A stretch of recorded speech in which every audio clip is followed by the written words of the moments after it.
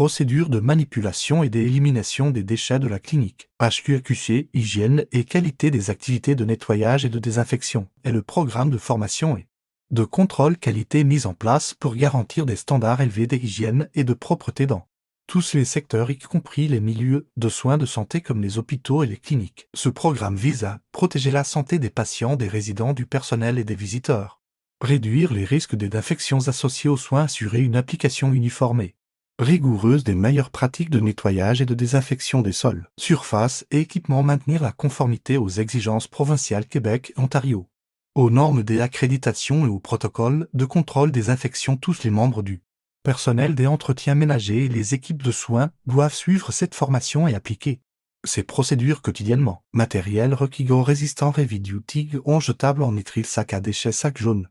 Pour déchets biomédicaux, biohazard, friction hydroalcoolique, méthode étape 1. La plupart des déchets de la clinique et des déchets réguliers doivent être placés dans un contenant recouvert un sac à déchets. Étape 2. Le sac à déchets doit être suffisamment épais pour ne pas se percer ou se déchirer facilement et étanche à l'eau. Les sacs plastiques réguliers conviennent dans la plupart des cas.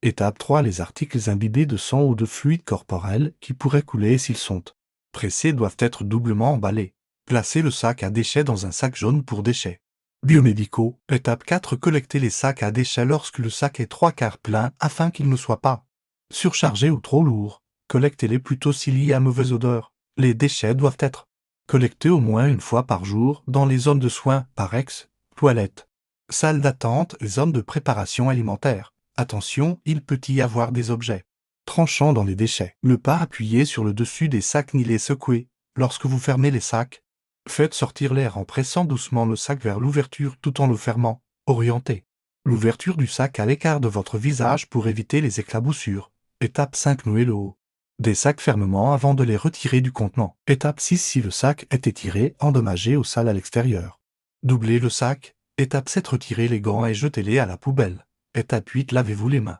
ou utilisez une friction hydroalcoolique si elle ne semble pas sale. Étape 9. Mettez des gants résistants pour sortir les sacs à déchets.